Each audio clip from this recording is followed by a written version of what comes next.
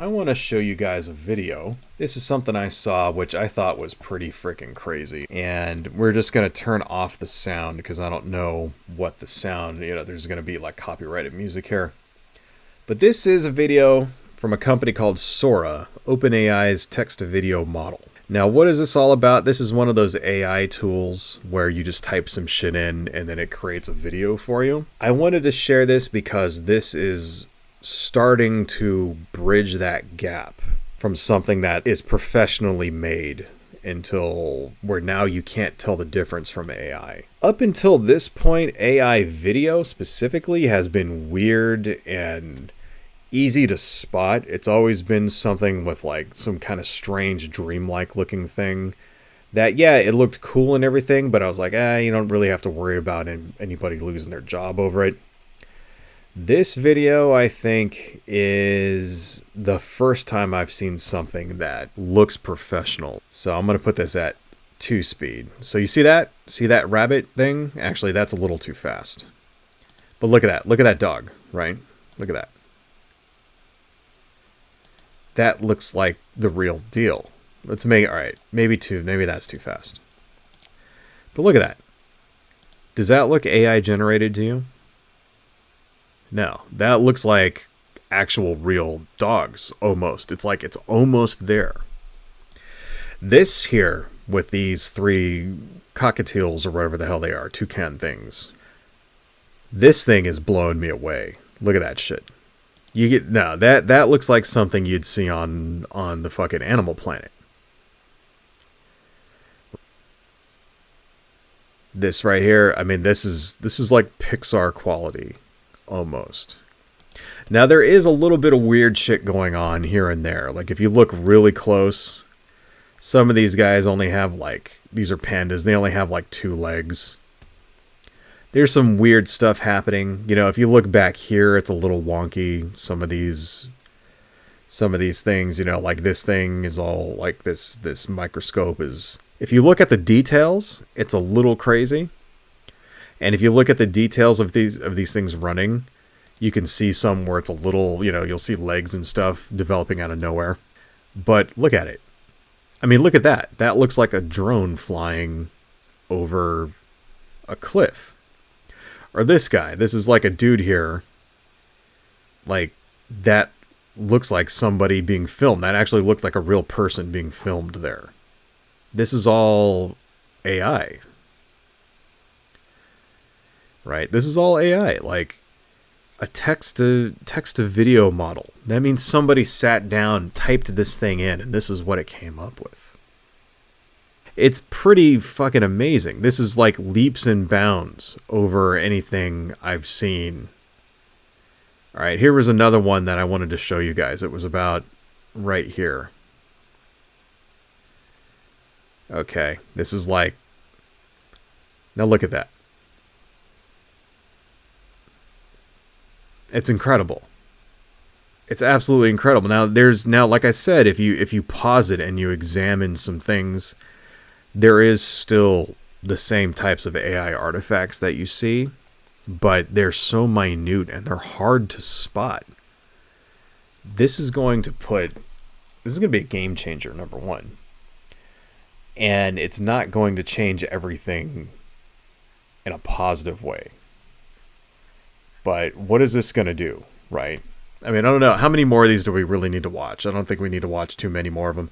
Here was another one. Here's another good one of some people walking under some cherry blossoms in Japan or whatever. In Tokyo. Look at that. I mean, the walk cycles are spot on. The perspective is great. There's not like weird phantom limbs like being formed and stuff like that out of nowhere. It's pretty freaking amazing.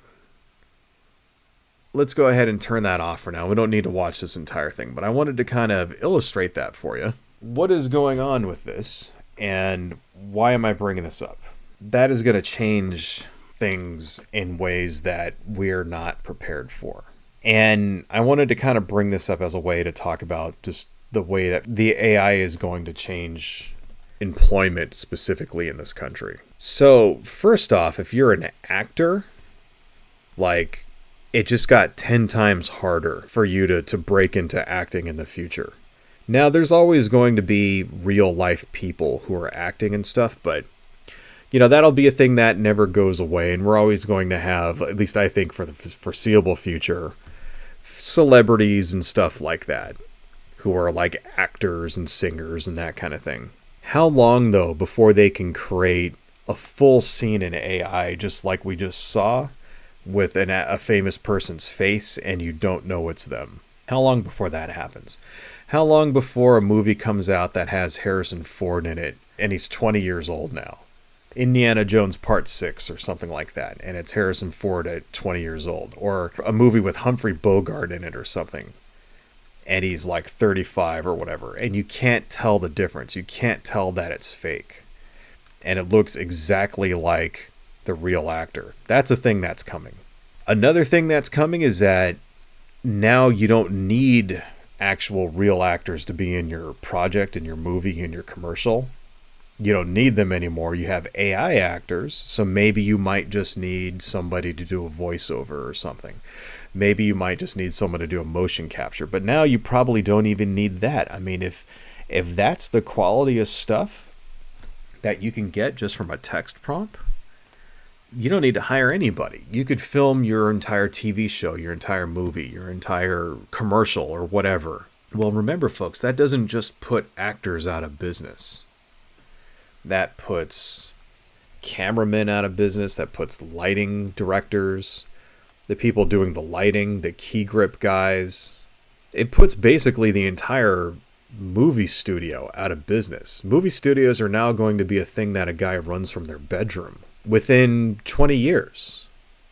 I've already heard stories about people who used to get work doing storyboards, already hearing stories about those guys not being able to find work because they're just using AI to create all the storyboards now. Because storyboards are something that don't have to look super awesome. They don't have to look exact. Storyboards are just really quick sketches or whatever. I've already heard that, yeah, it's tough to get a job doing storyboard art. Well, how long before you don't have concept artists anymore? How long before even the special effects are done with AI? If that's the kind of quality they can bust out, the good thing about that is that small-time creators, they now have access to the same tools that $1 million movie studios used to have access to. So now if you want to make your Godzilla fan film or whatever from the comfort of your own home, all you got to do is go in and type in the plot or whatever, and then you can have like Godzilla fighting Ultraman or something like that, and it'll have Hollywood-style quality special effects and all that shit just from the comfort of your bedroom, and it costs you nothing. That's the benefit. The disadvantage of that is that literally thousands upon thousands of people are going to be put out of work. I always kind of thought that when it came to artificial intelligence and robots, that it was going to put the low-skilled workers out of work first. And that's kind of what it looked like it was going to do. Because that's kind of what it does. It's been doing. Like we're seeing these things in grocery stores, for example, where it's a self-checkout. And then you see that in a McDonald's where it's like a self-ordering thing where you don't even have to have a guy at the counter anymore, right? And I kind of thought that's how it was going to happen over the next 20 years, and then also you're seeing self-driving cars, so it's like you'll have like self-driving taxis and self-driving delivery things. And I was like, oh, wow, shit, that's going to suck. It's going to put people out of work. I didn't think that AI would progress to the point where skilled professionals such as an entire movie studio will get put out of work. Makeup artists and cameramen and lighting technicians and all the people that go to make a movie. Like it can take literally hundreds and hundreds of people to create a movie. And you don't even need those people anymore, right? I mean, why do you think movies cost millions and millions of dollars? Why do you think your average Marvel movie costs $300 million or whatnot? Because you're employing all these people to make this shit happen. Well, now all you got to do is type it in. Thor beats up Spider-Man, and then you get a movie. All those people are going to be put out of work. Now, I'm sure will still be movies being made even 20, 30 years from now using actual human beings and stuff. I'm sure that's still going to be a thing, but it's going to be a lot different. It's going to be a lot different, a lot cheaper, and it's going to be that much harder for these people to find work. It's just, and the thing is, there's no going back. There's no stopping technology. Once the technology's there, it's over. That's it. There'll still be people that do things the traditional way, like the same way that you still see films being made with stop motion, for example, once in a while. But people do that because it's an artistic choice. You know, because it takes lots of time and training to be a special effects artist. That shit doesn't come cheap. You go to school for that, right? It takes a long time, and there's a reason why these guys get paid a lot of money.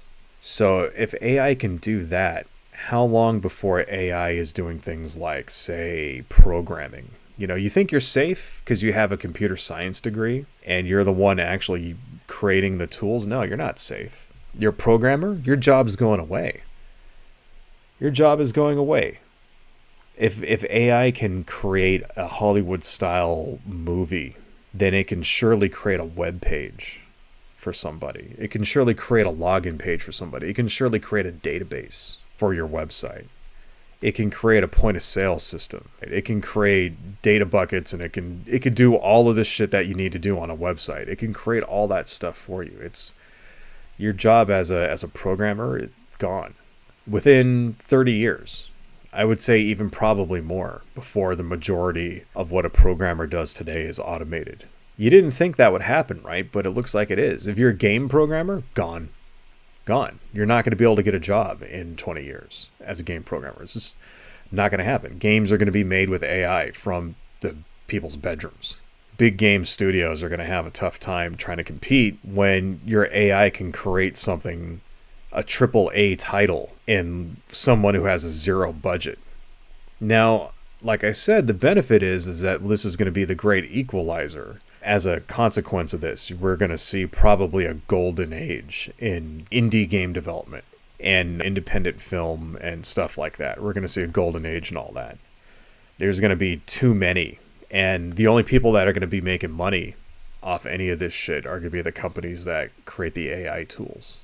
That's it. So if you're a programmer, you better get a job at a place using AI. Because if you're not getting in on this shit at the ground floor, it's going to get tougher and tougher for you. And I mean to say that with everything having to do with software development is going to be automated. You a QA person? Gone. I'm sure they'll find a way for things like Scrum Masters and project managers and shit to probably hang on to their jobs. But a lot of what they do will probably be automated. And there'll be good things and bad things about this too. But it also means that less people will be hired for these roles in the future when the software does these roles for you. That's coming too, unfortunately. So it's not going to be easy. By the time this shit happens, hopefully I'll be old enough to retire, and I'll be retired in 30 years. I hope. I don't know. Probably be fucking working at a fucking McDonald's or some shit. But you know how like old people need, because Social Security doesn't pay enough. Probably that's what's going to happen to me. I hope not. I don't know. I'm saving money and shit. But anyway, hopefully I don't have to spend my twilight years as a fucking Walmart greeter and I'm able to actually retire. Something's going to have to change. Something's going to have to change in order to basically sustain capitalism, because you can't sustain capitalism when no one has a job because everything's fucking automated. Can you? Here's another aspect of AI which I don't think people have really thought about. There was a story not that long ago, about 2 weeks ago from the filming of this video, right? About a company in, I think it was in Hong Kong, where somebody got scammed out of $25 million. And what happened was that the scammers went to LinkedIn, got video of the CEO of the company, and created a deep fake model of it. Then they got this guy who was the chief financial officer of this company and got him on a conference call. And not only had the CEO there, like a deep fake of the CEO there talking to him, he also had all of the other board of directors on the same call with him. And those were all deep fakes too. And so this poor guy, who basically thinks that he's getting an order from the CEO and the board of directors, transfers $25 million into this bank account, and these thieves run away with all the money. So that happened. How can you blame the guy for doing it?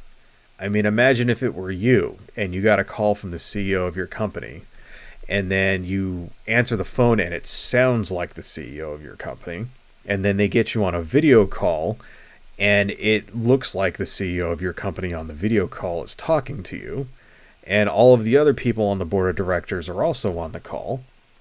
Why would you not think it's real?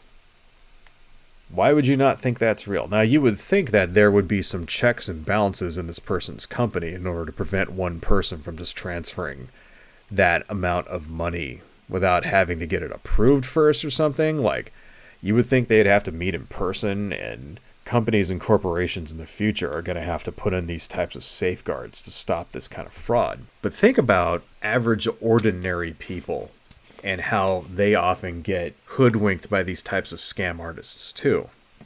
And think about how AI is going to affect that. It is a multi-billion-dollar industry that is the scamming of old people out of their money.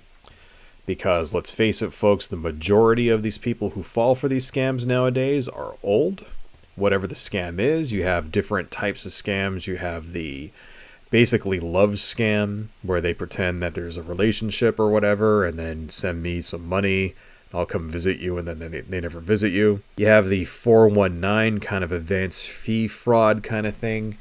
These are the scams where, you know, the prince of some country has $2 million in a bank account, and all you have to do is send your bank account information to him, and he's going to transfer it over to you. All kinds of scams like that.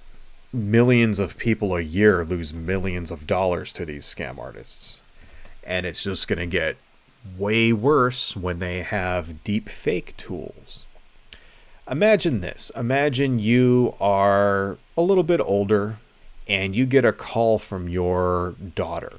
And your daughter says, Mom or Dad, you know, in my case, Dad, I've been kidnapped. And you listen to it and it sounds just like your daughter. Let's say you even do a FaceTime with her. You know, I've been kidnapped and the kidnappers want $5,000. And you do a FaceTime with her and it looks like your daughter. And it sounds like your daughter. And why you have no reason to think it isn't your daughter. And your daughter says, don't call the police. Get $5,000 in Amazon gift cards or whatever and read them off to the guy on the other end. Right. Now, hopefully you would try to call the police first before you did this, which is what you should do if a family member gets kidnapped and they say don't call the police. The minute you get off the phone, you should be calling the police. Okay. But people do funny things when they think their relatives and their loved ones are in trouble.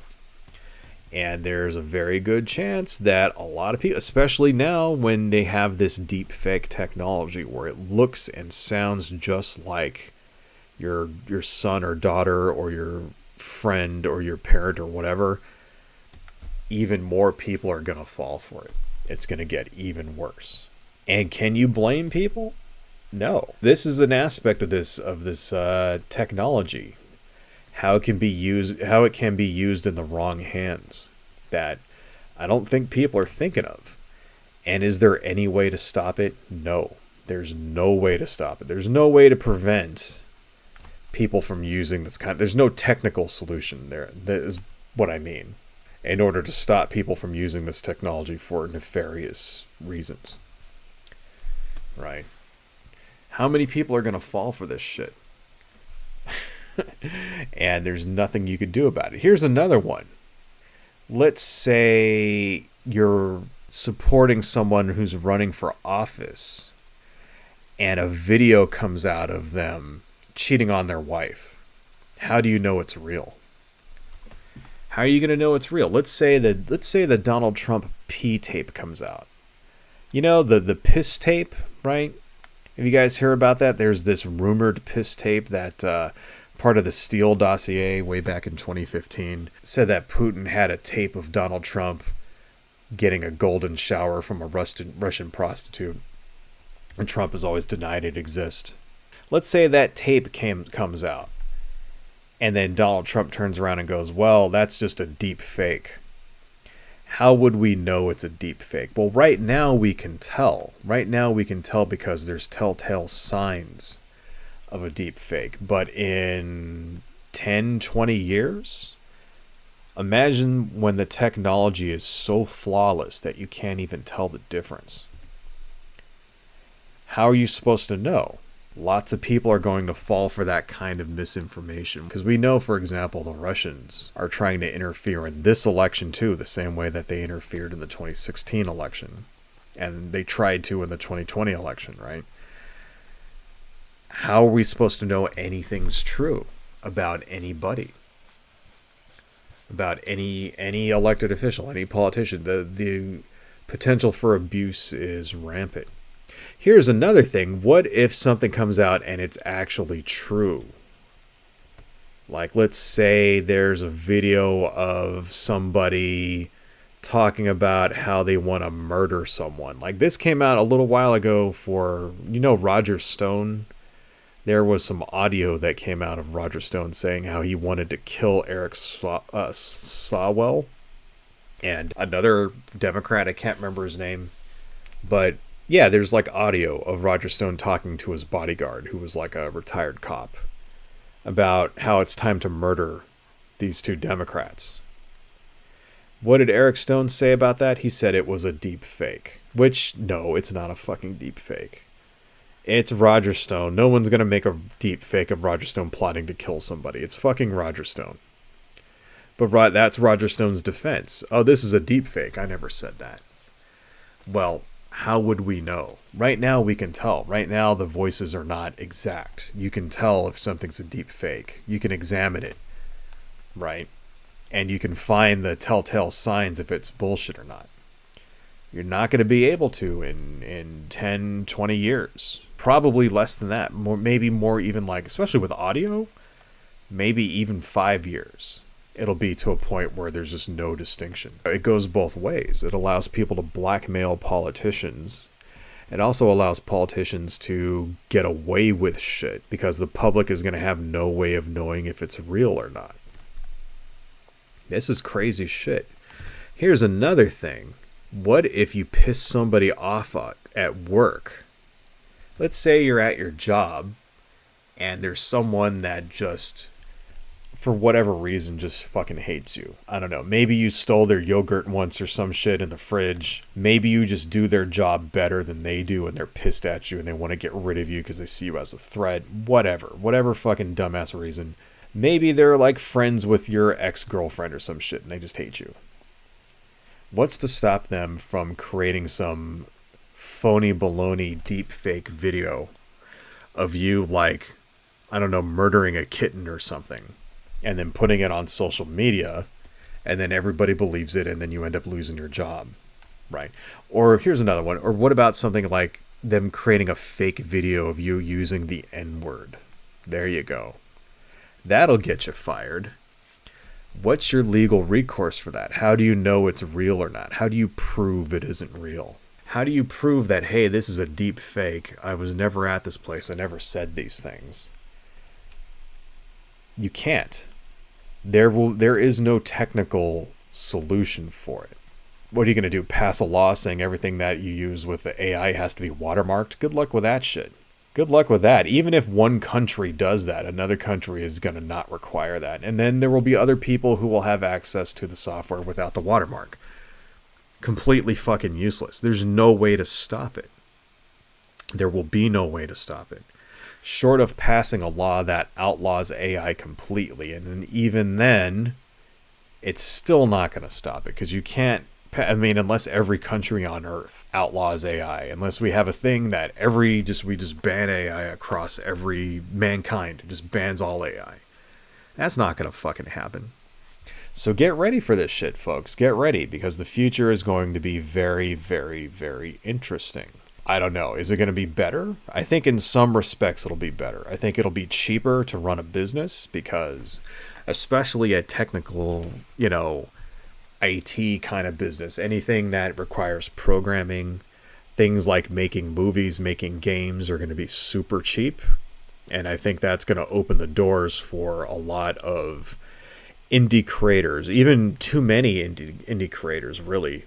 When anybody can just type into a computer prompt, make me a video game about a plumber that shoots fireballs and grows with mushrooms or something, and then then the computer just spits it out. There you go. Bam. I mean, we'll see. In an environment like that, though, the truly good stuff will shine and rise to the top. The truly horrible shit will fall to the bottom. And who knows? Who knows? Maybe the AI-generated stuff will never be as good as something a human being makes. But somehow I doubt it, folks. Somehow I think it's going to be more like it'll hit a point where we won't be able to tell the difference. So, we'll see. It's going to be interesting times. I guess that's all I really got to say. So, no real conclusion here. It's just stuff to think about. And honestly, I'm kind of glad that by the time this shit becomes like really widespread in roughly 30 years or so, I will probably be on my way out. I will be likely shuffling off my mortal coil by then. And because I don't know if I personally want to live in that world, to be honest. I don't know if I want to live in that world. As a closing aside here, not sure if I want to live in a world where I don't know where everything is true or what is and what isn't true. Don't know if I like that. Don't know if I want to live in a world where anybody can ruin your life at a moment's notice and there's nothing you could do about it. Not sure if I like that.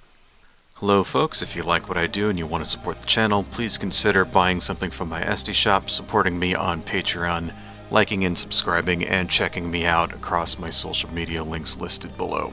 Thank you all so much, and see you next time.